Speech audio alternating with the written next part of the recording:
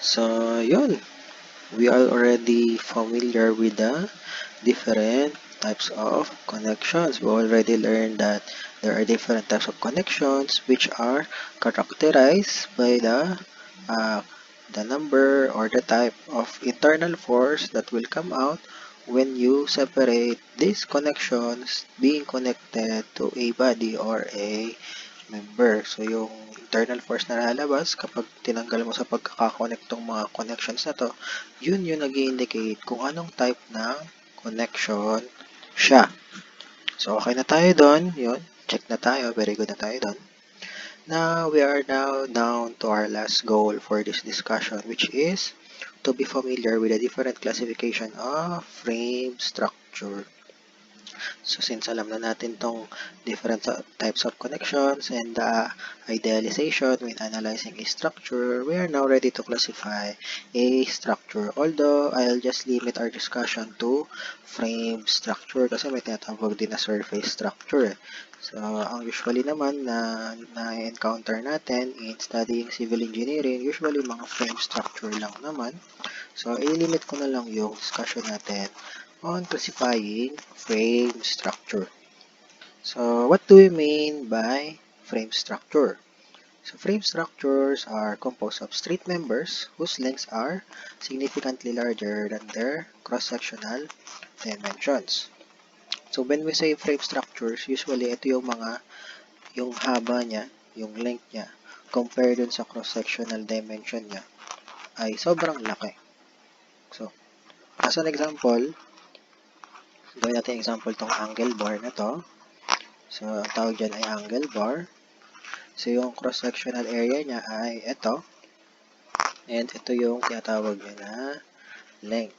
Say, for example, ang dimension nitong angle bar na to ay ito. 100. Ibig sabihin, 100 to. By 100. Ibig sabihin, 100 din to. By 6. Ibig sabihin, yung thickness niya na yan ay 6 mm. By 6,000 mm. Ibig sabihin na 6,000, ito yon. Yung length ng angle bar ay 6,000 mm or 6 meters. So, kung i-compare mo yung cross-sectional dimensions niya, again, ito yung cross-sectional area, and yung dimensions nito ay ito, yung tatlong to. Kung i-compare mo yung tatlong yan, dito sa length niya, which is 6,000, obviously, these dimensions are insignificant with respect dito sa length. Or kung mabalik rin natin, kung i-compare natin yung length dito sa cross-sectional dimensions, yung length ay significantly larger compared to this cross-sectional dimension. So, if that is the case, ibig sabihin, ang tawag dito sa angle bar na to ay frame structure. So, yun yung ibig niya sabihin ng frame structure. So, meron tayong 6 na classification of frame structures. So, first in the list ay yung tinatawag natin na plain trusses. Ano yung mga plain trusses? So, sa actual, ang itsura ng plain trusses ay hindi yung buong ito lang, yung isang part lang niya dito. Ayan, imagine mo na lang, tanggalin mo tong side na to nung bridge. Yun yung tinatawag na plain truss. Ito yung support ng bubong na to, ito. Yan, yung support na yan, tanggalin mo yan dyan.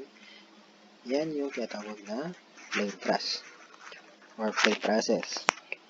So, ano ba ibig sabihin ng plain trusses? Or kahit truss na lang, i-define na lang natin ano bang ibig sabihin ng truss.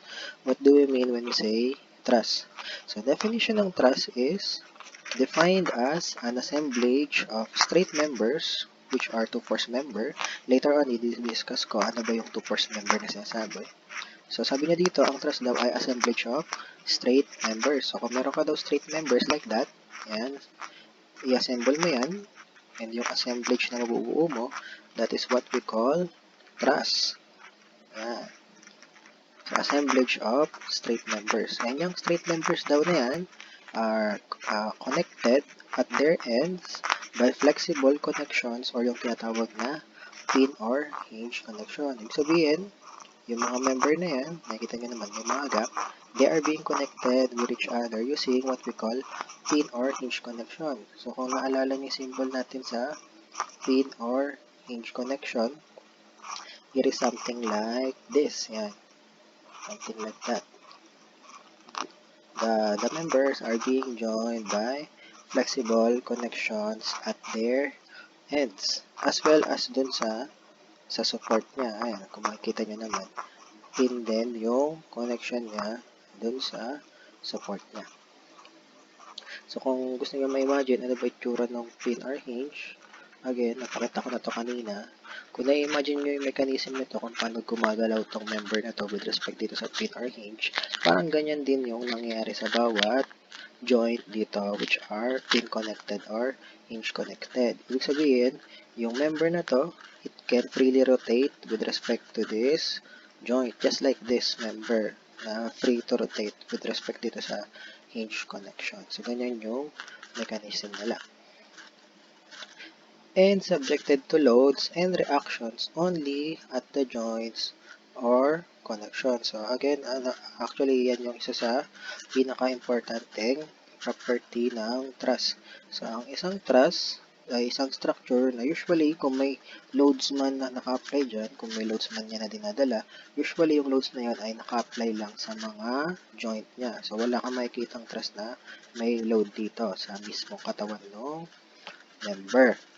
So, para lang mas maunawaan nyo paano nangyayari yun na sa joint lang may kinakargang load yung truss.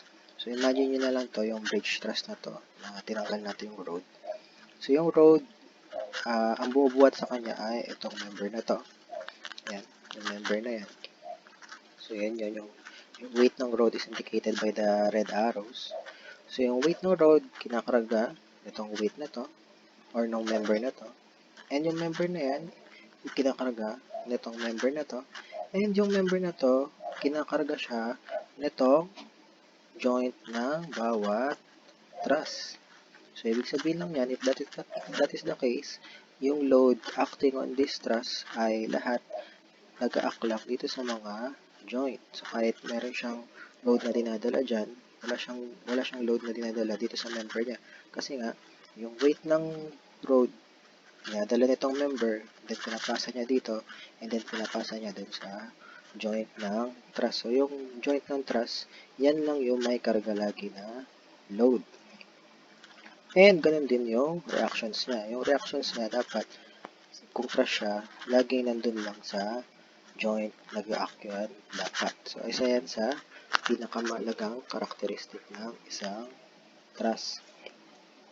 If all the members, itong members na to, ang kulay red, of a truss, as well as the applied loads, ito yung kulay green, tsaka yung mga reaction, lie in a single plane, ang tawag daw doon ay plane truss. So, obviously, itong didrawing ko ay isang plane truss kasi itong mga members, as well as the applied loads, naglalay sa iisang plane. So, parang itong plane ng paper. So, pagka na yung case, ang tawag daw dyan ay plane truss. So, yun, napag-usapan natin kanina yung two-force member or two-force body. Para general tayo, tawagin na lang natin na body. So, ano bang ibig sabihin ng two-force body? When you say two-force body, it is a body subjected to two forces acting at only 2 points. Yun yung pinakamahalagang definition ng two-force body. Meron siyang mga forces na nag-act sa kanya, pero dapat sa 2 points lang. Kasi pag hindi sa 2 points lang, ibig sabihin, hindi na siya two-force. So, kunyari, meron ako dito body. Ito yung isang point, which is naglalay sa dulo niya, and yung isang point is naglalay dito sa kabilang dulo. And then, say for example, may nag-act dito na force. Pero since two-force body siya, dapat dun lang sa 2 point nag-act yung force. Kunyari, dito na lang. And kunyari, I will say na this member or body is in equilibrium. So, recall lang natin from statics when we say this member or body is in state of equilibrium. Dapat, yung resultant force niya na nag-act sa kanya ay equal to 0. So, kung meron downward force dyan, dapat, para maging 0 yung resultant niya, dapat there is something that will balance this downward force. And what is that something that will balance this downward force. Obviously, an upward force equal in magnitude but opposite in direction as to this. And saan lang siya pwedeng mag-act? Sabi natin, pag sabing two force body, sa dalawang point lang pwedeng mag-act yung mga force. So, meron na tayong nag-act dito. So, yung isang force na magbabalance dito, obviously, dito na lang sa kabilang point, pwede mag-act. Bawal siya dito mag-act sa katawan.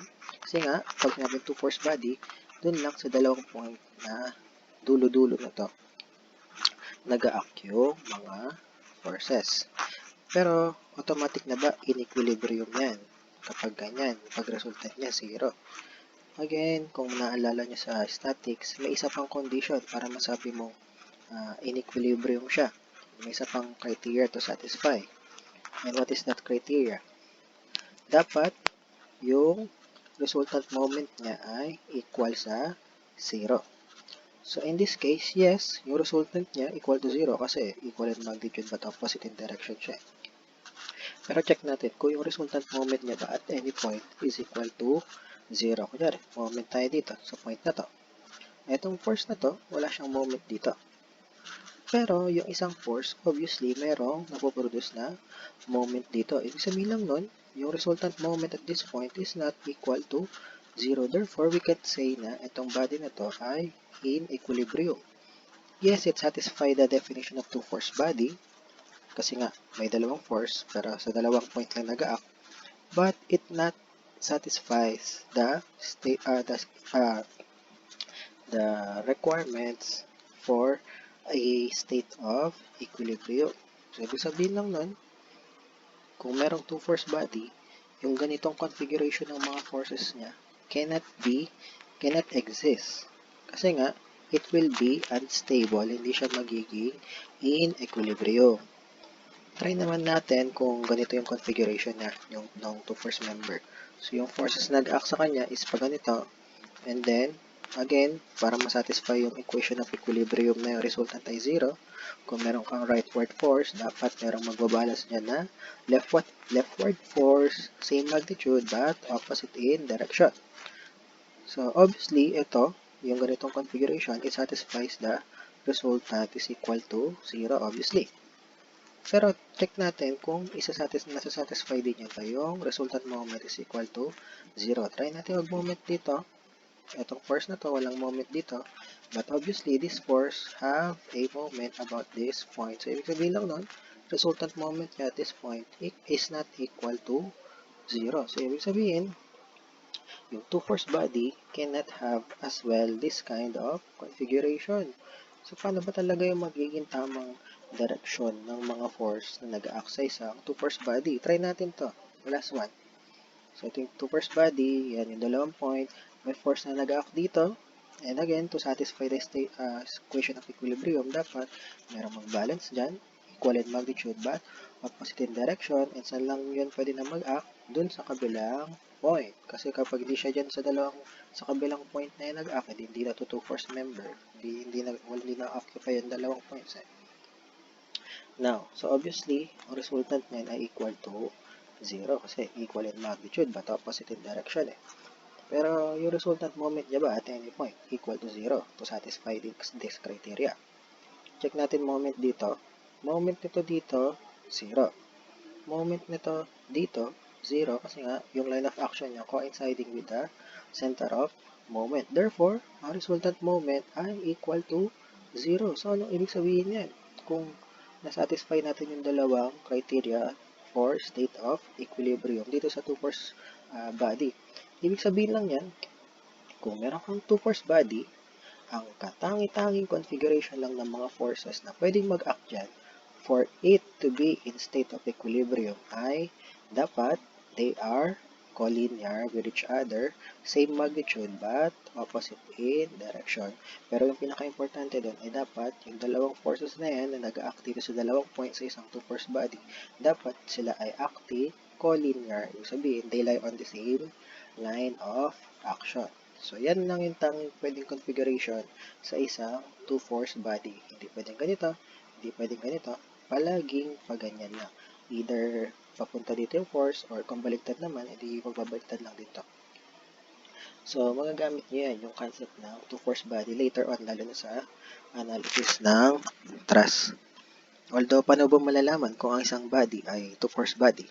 So, unang criteria doon, syempre, dapat wala kang nakikitang load na nag-act dito sa katawan ng body, ng two-force body.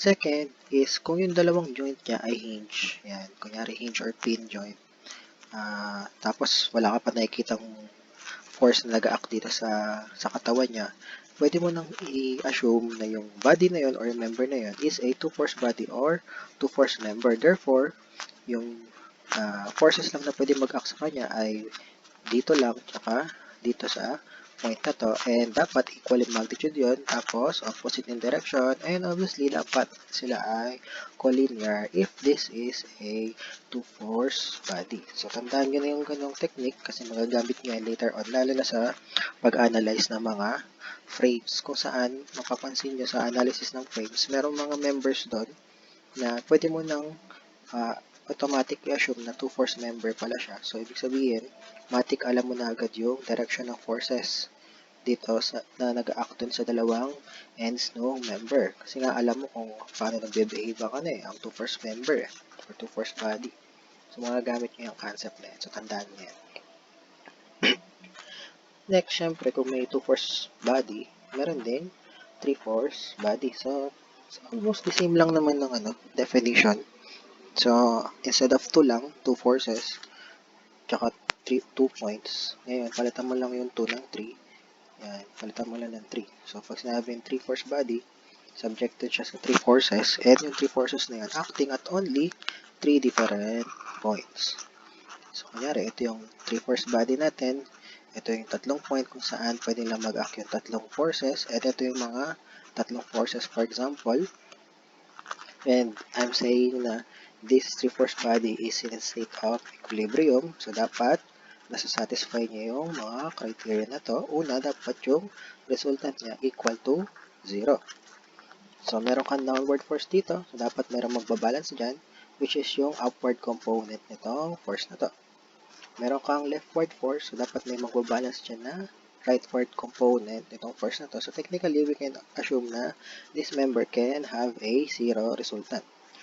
Pero, check natin yung other criteria for state of equilibrium, which is dapat yung resultant moment niya equal to 0. Try natin mag-moment dito sa point na to. Itong force na to, obviously, walang moment dito. And yung force na to, obviously, walang moment dito. But, yung last force, obviously, meron siyang moment about this point. Kasi hindi naman naglalay yung line of action niya dito sa point na to. So, ibig sabihin lang nun, yung resultant moment for this configuration is not equal to 0. Meaning, kung ito ay tinatawag na 3-force body, it cannot have this kind of configuration ng mga forces. Hindi pwedeng gaya yung ayos nila. Paano ba dapat yung ayos? So, gawin natin example tong isa pa.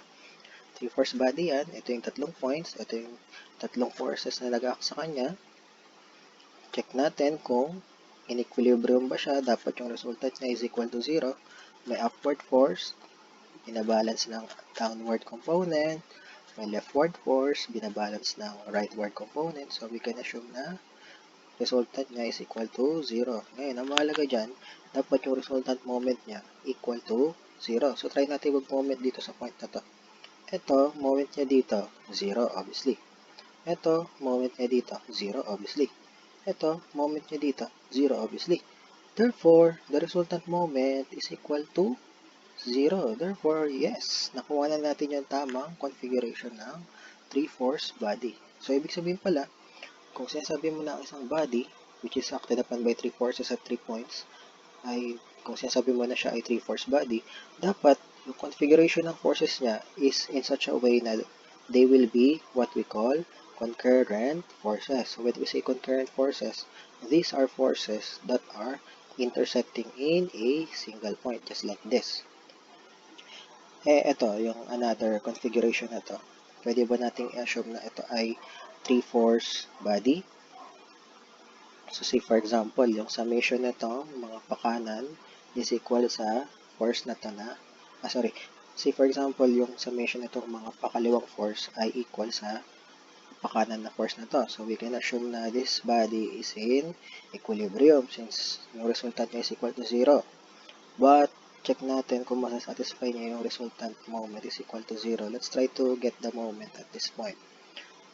So dapat lahat ng moment dito sa point na to ay may magbabalance. So ito, may moment siya dito. Ang direction ng moment niya ay clockwise. Ito, may moment siya dito. Ang direction ng moment niya ay counterclockwise. So we can say na yung moment nito, clockwise moment nito, ay being balanced by this counterclockwise moment. Therefore, the moment at this point can be assumed as 0. Therefore, may mapapala tayo dyan sa ganyang configuration. Tatandaan nyo na if a body ay sinasabi mo na 3-force body, therefore, dapat yung configuration ng forces sa kanya, applied forces sa kanya, ay either concurrent like this, or pwede ring parallel. So, ganyan lang yung pwedeng configuration ng isang tinatawag na 3-force body. So, either yung mga forces ay concurrent or parallel. Kung sinasabi natin na ano siya, 3-force body in equilibrium. So, tatandaan nyo na yan. Next is simple truss. So, what do we mean by simple truss? Obviously, simple truss is a truss. Or, siguro ang pinakatamang definition ay simple truss is a resulting truss constructed by adding two new members, each attached to two existing joints respectively, and connected at a new joint. So, kunyari, meron ka dyang member na may dalawang joint, joint 1, joint 2. Paano ka daw makakabuo ng simple truss out of this member, single member na may dalawang joint? Ang gawin mo daw, mag-add ka daw ng dalawang member, tig-isa doon sa dalawang existing na joint. So, ibig sabihin, itong existing na joint na to, lagyan mo yan ng member, add ka dyan. Itong existing na joint, add ka dyan ng member. And then, ipag-connect mo yung dalawang member na in-add mo into a single new joint. So, yung mabubuo mo daw na figure dyan, or structure, ang tawag daw dyan ay simple truss. So, yung pinaka-basic na simple truss figure ay triangle. Ayan, just like this. So, kunyari, ulitin natin. Mag-add tayo ulit ng member dito sa existing joint na to. Add tayo ng another member dito sa existing joint na to. And then, ipag-connect natin siya into a new joint. So, ano yung mabubuo natin dyan? Again, ang mabubuo natin dyan ay yung tinatawag na simple truss. Kasi nga, yung ganong procedure na ginagawa natin is yung procedure sa paggawa ng simple truss. Adding two new members to the two existing joints and then connecting to have a new joint. Ngayon, yung trusses made of several simple trusses connected are known as compound trusses. So, kung meron ka daw simple trusses dyan, tapos simple trusses dyan, tapos pinag-connect mo sila using this for example, yung mga additional member na to, yung mabubuo daw na yan ay tinatawag na compound truss. So, that is an example of compound truss. Ngayon, minsan, we are concerned kung gaano ba karaming member ang meron sa isang truss. For example, dito, gusto mo malaman, ito na lang. Gusto mo malaman, for example, ilan yung members dito sa truss na to. Paano mo malalaman?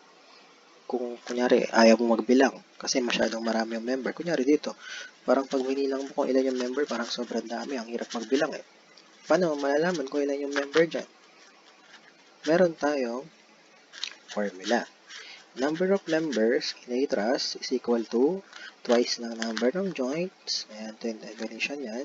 Twice ng number ng joints minus R which is number of reactions. Usually, yung R na yan ay 3 ang value for a determinate structure. So, bakit siya naging 3? For example, ito. Pag hinge, sineparate natin mula dito sa body, ilan yung forces na lalabas? Dalawa. Horizontal, vertical. Roller, pag sineparate natin from this body, from being connected to this body, ilan yung forces na lalabas? Isa. So, 1 plus 2 equals 3.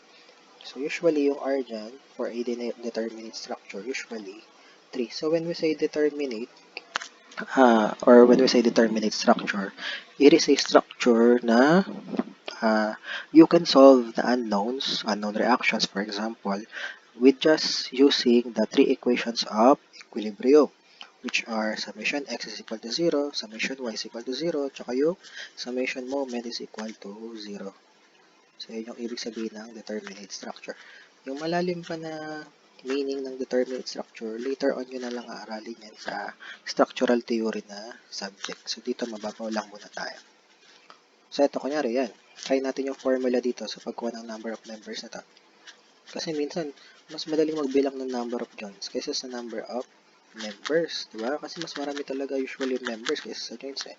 So, bilangin natin kung ilang joints meron to. 1, 2, 3, 4. 4 times 2, 8 minus r which is 3. 8 minus 3, 5. So, ito ay merong 5 members. So, verify natin kung 5 talaga. 1, 2, 3, 4, 5. So, yun, tama.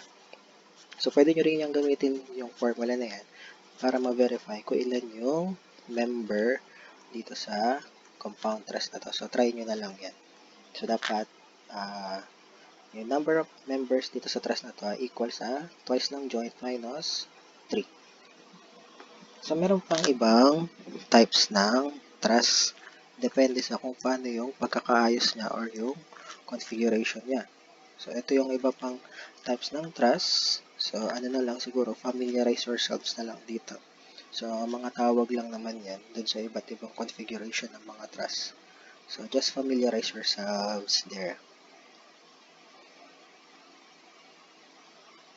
Next is, syempre kung merong plain trusses, meron din tayong tinatawag na space trusses. So, technically speaking, space trusses, plain trusses lang din yan na ginawa natin na 3-dimensional. Yan. Are analyzed as 3-dimensional structure subjected to 3-dimensional force system. So, parang simpleng truss lang yan na ginawa lang natin 3D, 3-dimensional. So, 2 force member pa rin siya. Pero unlike plain trusses, which are connected by pin or hinge connection, ang space trusses, connected naman yan by frictionless ball and socket joints. Kung naalala nyo pa itsura ng ball and socket, ganun yung mga connection ng space trusses. And katulad ng plain trusses, space trusses, assume natin, yung mga loads and reactions na nag-act yan sa space trusses are only acting at the joint. So, sa actual, ganito yung itsura ng space trusses. So, usually, yung mga transmission tower it is composed of space trusses. Ito yung sa LRT2, yung support ng ng bubong niya sa LRT2. Kung mapapansin nyo yung mga connection ng mga member doon, it is composed of ball and socket. Yan, parang hindi naman parang ball and socket. Parang parang ball and socket lang. Pero hindi ball and socket talaga yun. Parang ball and socket lang yung itsura niya. So, ang tawag din dun ay space trusses. So, just like, plain trusses, meron din tayong tinatawag na simple space truss. So, parang yung simple truss lang yan, na mag-a-add ka rin ng mga members sa mga existing joints. Pero, kung sa simple truss, ang ina-add natin ay dalawang member sa dalawang existing joint. Dito, magiging tatlong member lang sa tatlong existing joint. And then, i-connect pa rin natin into a new joint. So, parang ito. So, isipin mo na lang, itong tatlong existing joint na to, kinabitan natin ng tatlong bagong member, and then connect natin yung tatlong member into a new joint. So, yung nabuo natin, ang tawag dyan ay simple space truss. So, ang pinaka-basic na hugis ng simple space truss ay tetrahedron. Ito, tawag yan sa ganyang shape ay tetrahedron. So, kung ulitin natin yung process, add tayo ng member dito sa existing joint na to, add tayo ng member sa existing joint na to, add tayo ng member sa existing joint na to, and then connect natin yung mga member na inad natin into a new joint. Ang mabubuo natin ay, again, tinatawag na simple space truss. Yan. Again, just like simple trusses, minsan we are concerned sa number of members sa isang simple truss. So, mayroon din tayong formula doon. Parang katulad lang din yung sa simple truss. So, yung 2 lang dito napalitan ngayon ng 3. So, yung definition ng formula na yan, same pa rin. pinagkaiba lang is yung value ng R. So, kung kanina sa simple truss, 3 lang siya. Ngayon, 6 na yung ginagamit natin for a determinate structure. So, try natin na alamin kung ilan yung number of members dito. So, bilangin natin kung ilang joint. 1, 2, 3, 4, 5 times 3, 15 minus 6 which is 9. So, dapat ito ay merong 9 members. So, bilangin natin. 1, 2, 3, 4, 5, 6, 7, 8, 9. Yun. So, verified yung formula natin. Next on the list, meron na tayong dalawang classification ng frame structure. Yung una ay yung plain trusses, yung pangalawa ay yung space trusses. Ito naman yung pangatlo, yung tinatawag natin na beams. So, definition ng beams, defined as a long straight structure that is loaded perpendicular to its longitudinal axis. Actually, yun yung pinaka nagkaka-characterize sa isang beam, yung pagkaka-load ng load sa kanya. Usually, yan, naka-perpendicular yan usually yung applied load sa longitudinal axis or yung tinatawag natin na centroidal axis. O ito yung member or ito yung force applied. Usually, that is naka-perpendicular dito sa longitudinal axis. Yan, naka-perpendicular siya dyan. Although, hindi lang naman lagi. Madalas lang naka-perpendicular pero hindi naman ibig sabihin ganun lang yung load na pwede mong i-apply dito. Pwede rin niya mag-apply ng load na naka-diagonal. Pero again, most of the time lang pag beam, naka-perpendicular lang yung load applied. So, sa actual, ganito yung itsura ng beam. Ito siya.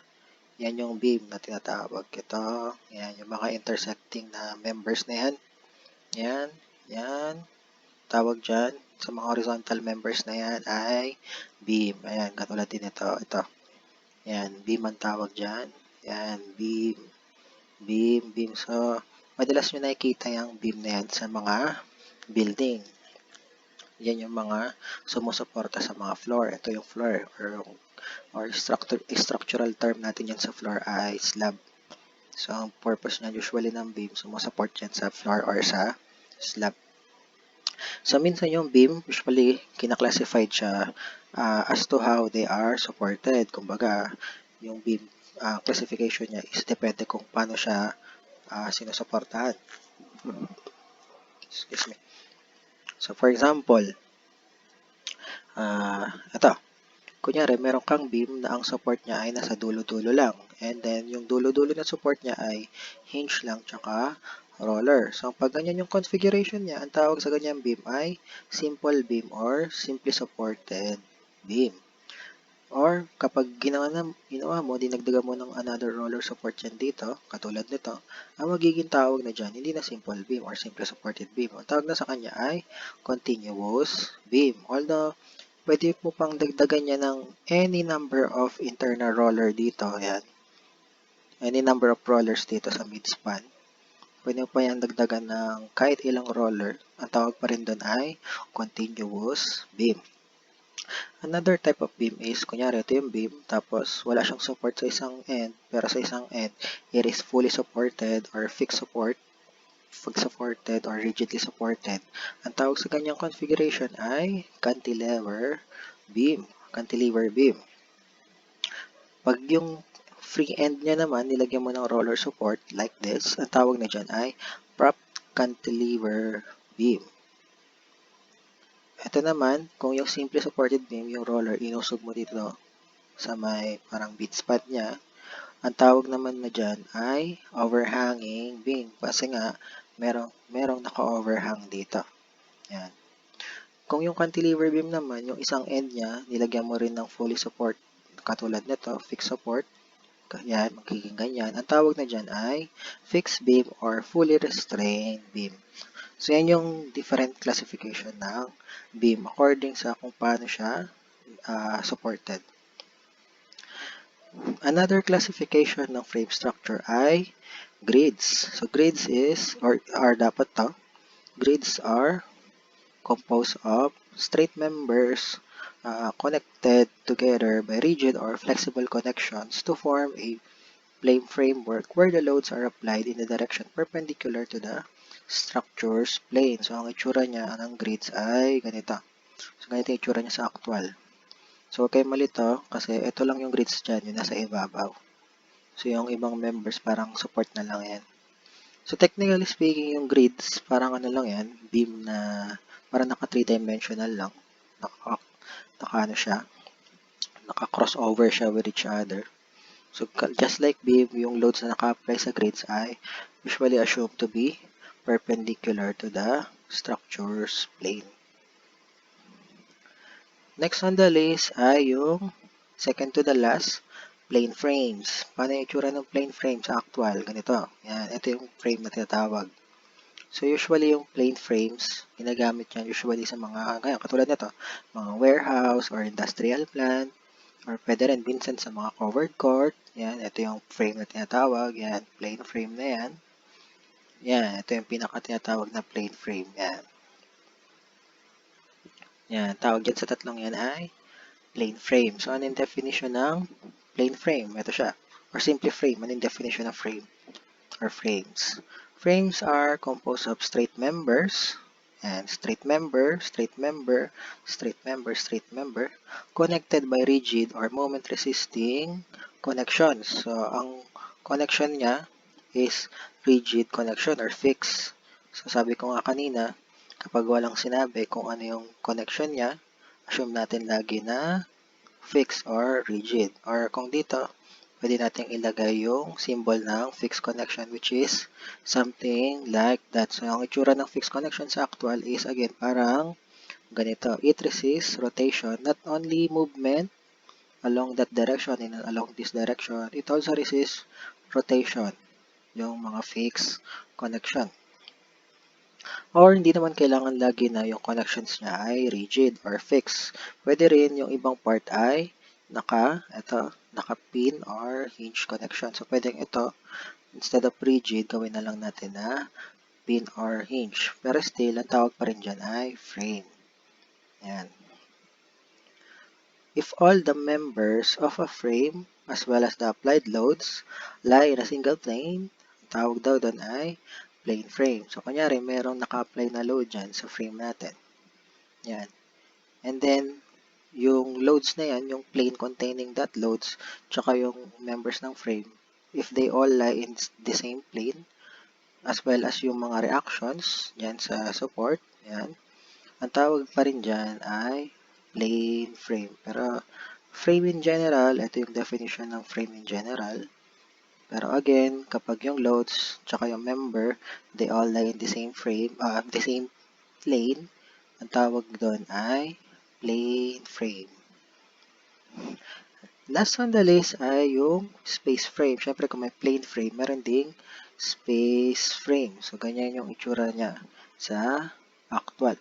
Actually, halos lahat ng structure natin, most of it, actually, they are space frame, just like this. Ito, ano to, Okada Manila to, na Google ko lang.